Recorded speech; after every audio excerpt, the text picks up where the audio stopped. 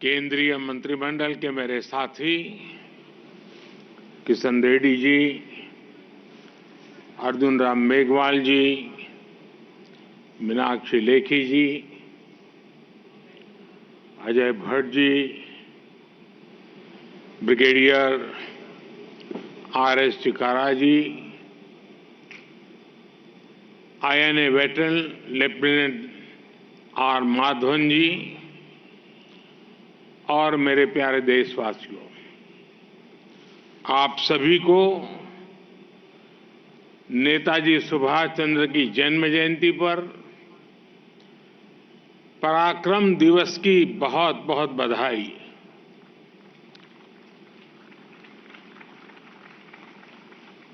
आजाद हिंद फौज के क्रांतिवीरों के सामर्थ्य का साक्षी रहा ये लाल किला आज फिर नई ऊर्जा से जगमग उठा है। अमृतकाल के शुरुआती वर्ष पूरे देश में संकल्प से सिद्धि का उत्साह, ये पल वाकई अभूतपूर्व है। कल ही पूरा विश्व भारत की सांस्कृतिक चेतना के एक ऐतिहासिक पड़ाव का साक्षी बना है। भव्य राम मंदिर में प्राण प्रतिष्ठा की ऊर्जा को, उन भावनाओं को पूरे विश्व ने, पूरी मानवता ने अनुभव किया है। और आज हम नेताजी सुभाष चंद्र बोस की जन्म जयंती का उत्सव मना रहे हैं। पिछले कुछ वर्षों में हमने देखा है कि जब से 23 जनवरी को पराक्रम दिवस घोषित किया गया, गणतंत्र दिवस का महापर्व 23 जनवरी से बापू की पुण्यतिथि 30 जनवरी तक चलता है। गणतंत्र के इस महापर्व में अब 22 जनवरी का आस्था का भी महापर्व जुड़ गया है। जनवरी महीने के ये अंतिम कुछ दिन हमारी आस्था, हमारी सांस्कृतिक चेतना, हमारे गणतंत्र और हमारी राष्ट्रभक्ति के लिए बहुत प्रेरक बन रहे हैं। मैं आप सभी को शुभकामनाएं देता हूं, बधाई देता हूं।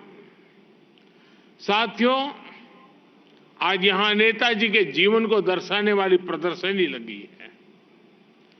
कलाकारों ने एक ही कैनवस पर नेताजी के जीवन को चित्रित भी किया है।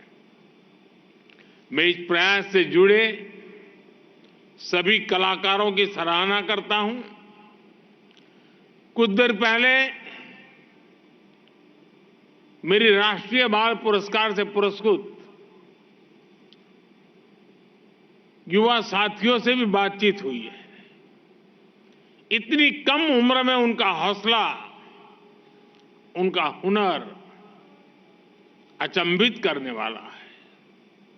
भारत की युवा शक्ति से जितनी बार मिलने का अवसर मुझे मिलता है, विकसित भारत का मेरा विश्वास उतना ही मजबूत होता है। देश की ऐसी समर्थ अमृत पीढ़ी के लिए नेताजी सुभाष चंद्र बोस बड़ा रोल मॉडल है।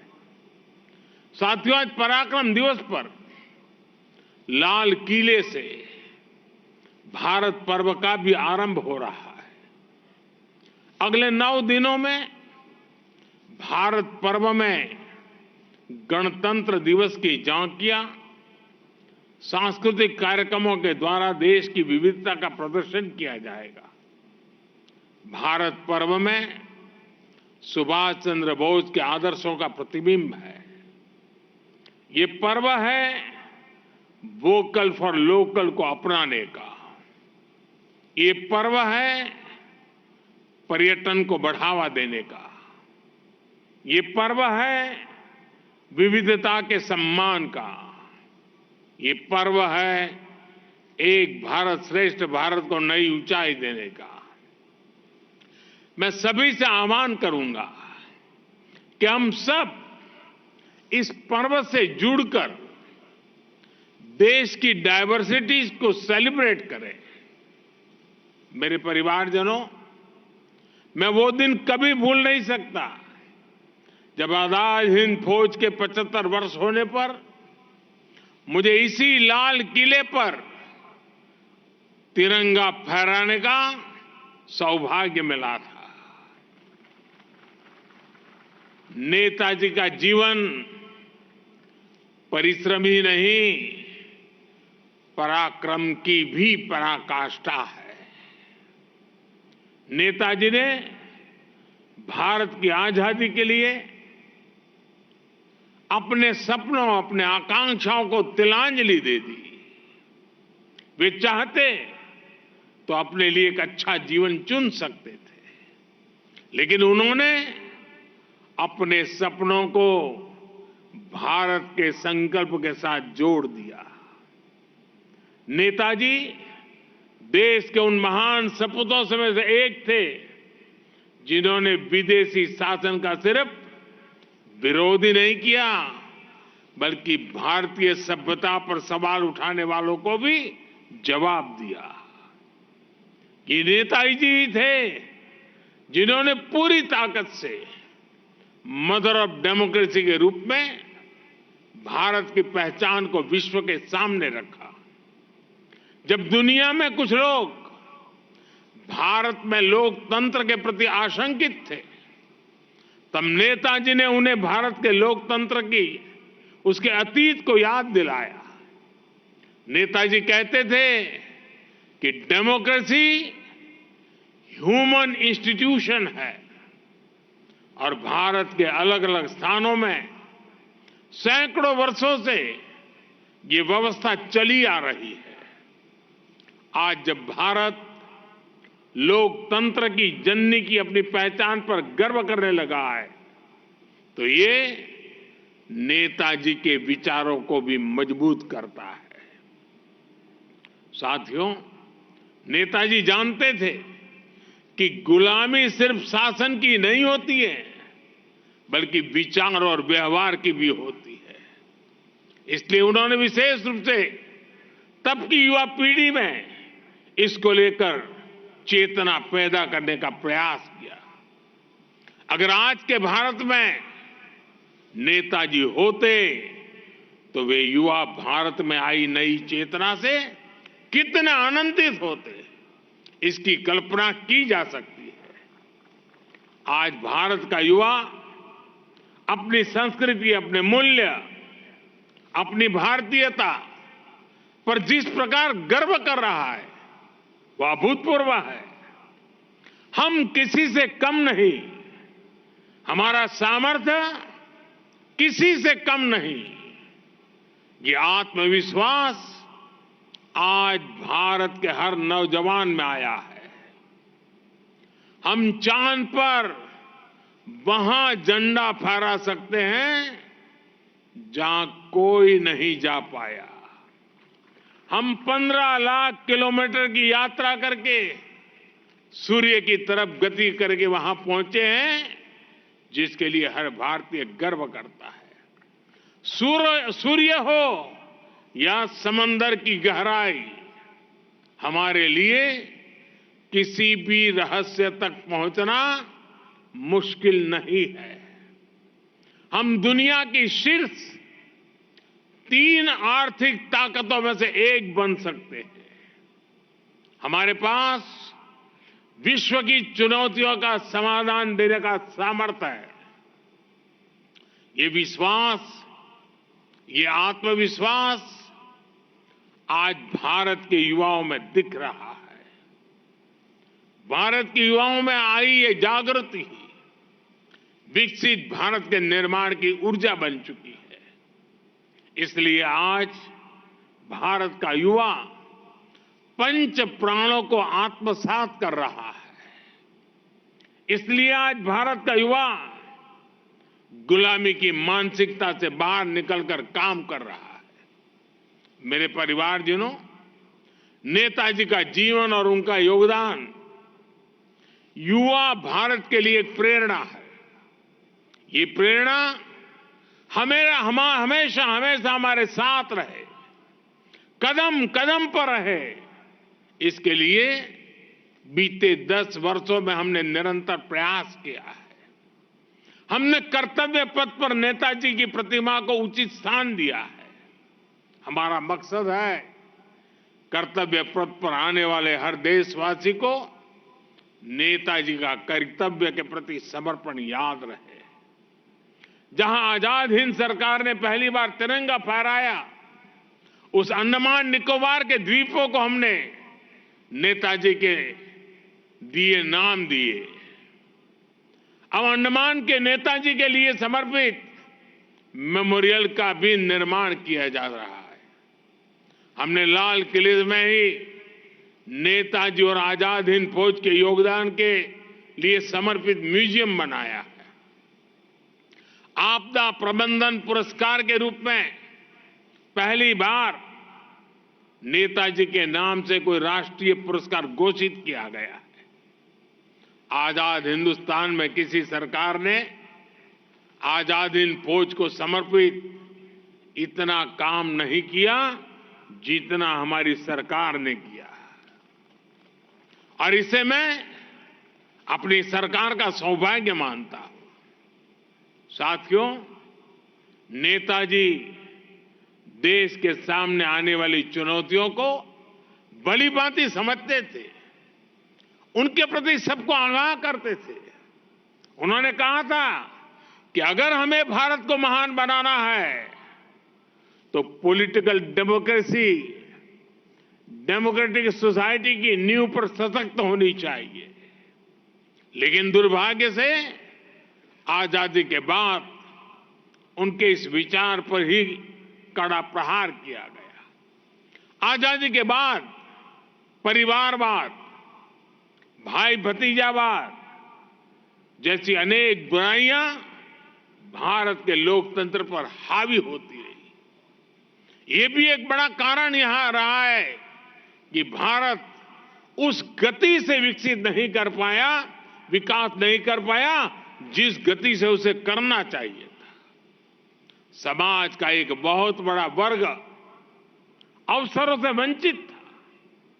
वो आर्थिक और सामाजिक उत्थान के संसाधनों से दूर था। राजनीतिक और आर्थिक फैसलों पर, नीति निर्माण पर गिने चुने परिवारों का ही कब्जा रहा। इस स्थिति का सबसे अधिक नुकसान अगर किसी को हुआ तो वो देश की युवा शक्ति और देश की नारी शक्ति को हुआ। युवाओं को कदम कदम पर भेदभाव करने वाली व्यवस्था से जूझना पड़ता था। महिलाओं को अपनी छोटी छोटी जरूरतों के लिए भी लंबा इंतजार करना पड़ता था। कोई भी देश ऐसी परिस्थितियों के साथ विकास नहीं कर सकता था और यही भारत के भी साथ हुआ।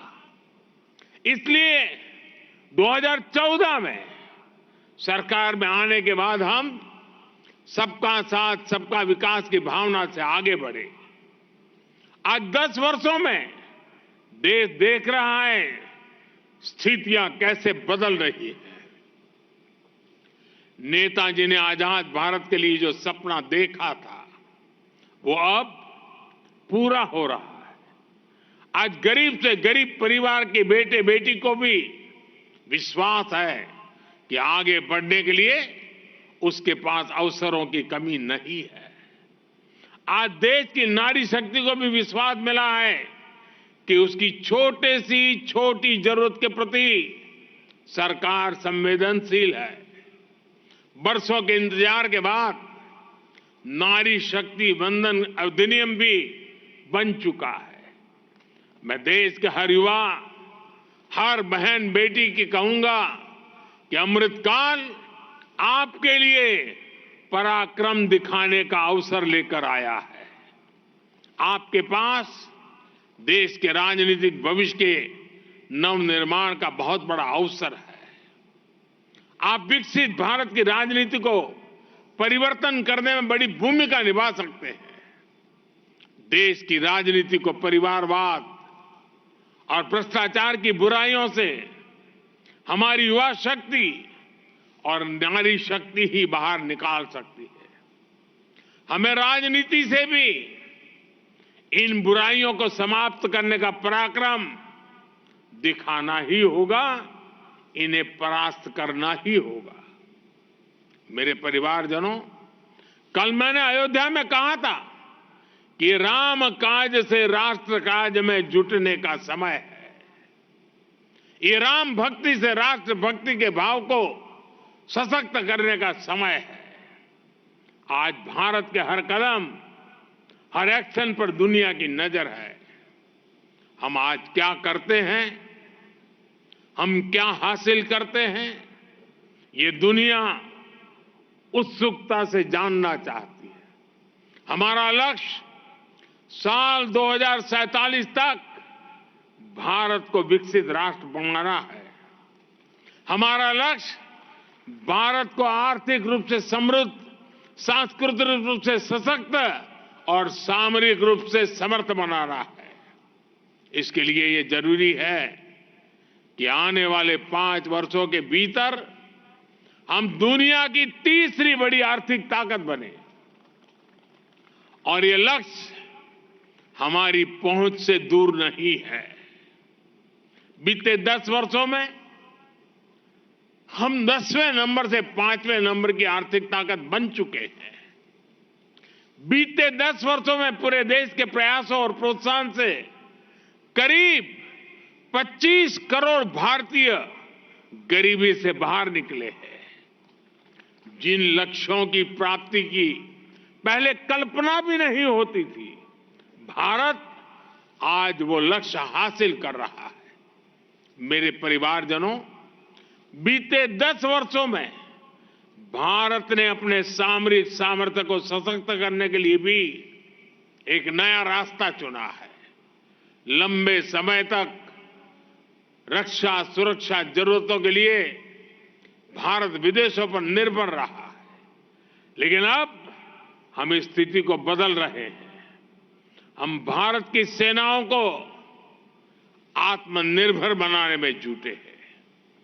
सैकड़ों ऐसे हथियार और उपकरण हैं जिनका इंपोर्ट देश की सेनाओं ने पूरी तरह से बंद कर दिया है। आज पूरे देश में एक वाइब्रेंट डिफेंस इंडस्ट्री का निर्माण किया जा रहा है। जो भारत कभी दुनिया का सबसे बड़ा डिफेंस इंपोर्टर था, वही भारत अब दुनिया के बड़े डिफेंस एक्सपोर्टर्स के रूप में शामिल हो रहा है। साथियों, आज का भारत विश्व मित्र के रूप में पूरी दुनिया को जोड़ने में जुटा है। आज हम दुनिया की चुनौतियों के समाधान देने के लिए आगे बढ़कर काम कर रहे हैं। एक तरफ हम दुनिया को युद्ध से शांति की तरफ ले जाने का प्रयास कर रहे हैं, वहीं दूसरी तरफ अपने हितों की सुरक्षा के लिए भी पूरी तरह से तत्पर है। साथियों, भारत के लिए, भारत के लोगों के लिए अगले 25 वर्ष बहुत महत्वपूर्ण है। हमें अमृतकाल के पल पल का राष्ट्र हित में उपयोग करना है। हमें परिश्रम करना है, हमें पराक्रम दिखाना है। ये विकसित भारत के निर्माण के लिए बहुत आवश्यक है। पराक्रम दिवस हमें हर वर्ष इस संकल्प की याद दिलाता रहेगा। एक बार फिर पूरे देश को पराक्रम दिवस की बहुत बहुत बधाई। नेताजी सुभाष चंद्र बोस के पुण्य स्मरण करते हुए मैं आदरपूर्वक श्रद्धासुमन देता हूं। मेरे साथ बोलिए, भारत माता की, भारत माता की। भारत माता की। बहुत बहुत धन्यवाद। कदम कदम बढ़ाए जा, खुशी के गीत गाए जा, ये जिंदगी है कौम की, तू कौम पे लुटाए जा। बहुत बहुत आभार माननीय प्रधानमंत्री महोदय का उनके प्रेरक संबोधन के लिए। महोदय, आपकी प्रेरणा का ही यह परिणाम है कि नेताजी सुभाष चंद्र बोस की जयंती को आज पूरा देश पराक्रम दिवस के रूप में मना रहा है।